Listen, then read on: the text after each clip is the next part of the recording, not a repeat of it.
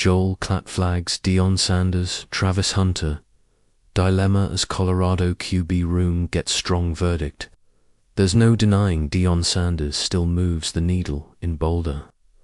Coach Prime has pulled CU out of irrelevance and into constant national conversation with little more than charisma, flash, and a full-scale roster flip. But entering year 3, even his most loyal believers like Athletics' Bruce Feldman and Fox Sports' Joel Klatt, the forever, not former buffs, per his own words. No, it's less about the buzz and more about the brass tacks. The Colorado Buffaloes aren't just replacing a few guys. They're replacing the guys. Shedeur Sanders, Travis Hunter, Jimmy Horn Jr., and a ton of veteran firepower from a team that went 9-4. Klatt didn't shy away from addressing the elephant in the room to Buff Zone's Brian Howell. Well, talent acquisition is the lifeblood of the program, and they've done a nice job acquiring talent, he began. I think that they should be good at the quarterback position. But while he acknowledged the QB room has quality depths thanks to players like Julian Lewis and Caden Salter, the challenge is replacing otherworldly production, especially in the trenches. The line of scrimmage is getting better and better and better and deeper, Klatt said.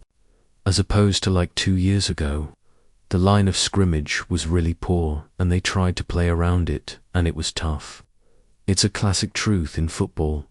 You win on the margins in the mud and the maul, not just the marquee. It's Hunter's departure that Klatt says leaves the biggest hole. Can you replace Shedeur right away? No, he said. The harder one is Travis. Travis was the unicorn of all unicorns. He was so good.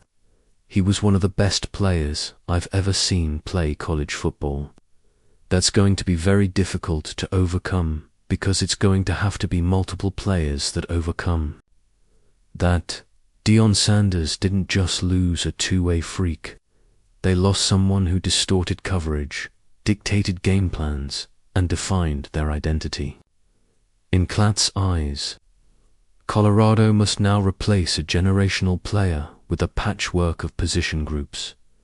Feldman echoed the caution. The Alamo Bowl was a rough last game. You lose so much star power, so much of the identity and the leadership.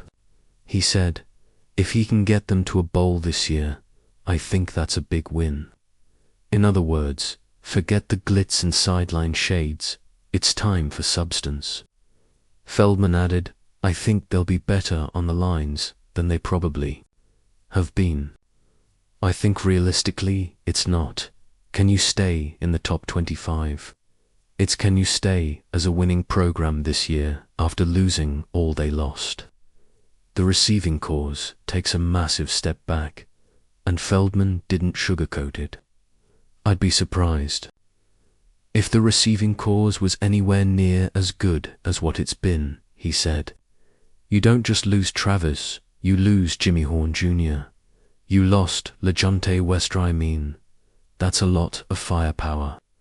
With that kind of attrition, offensive coordinator Pat Shurmur may have no choice but to pivot.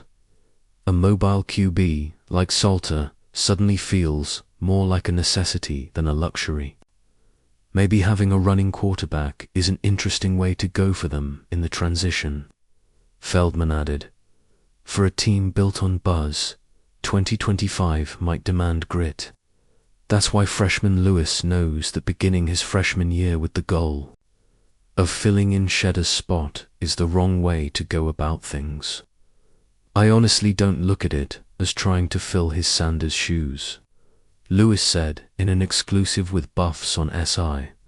I think I'm trying to create my own path. Me and Shedeur talked about it. I'm not Shedeur. It's trying to build my own legacy out there.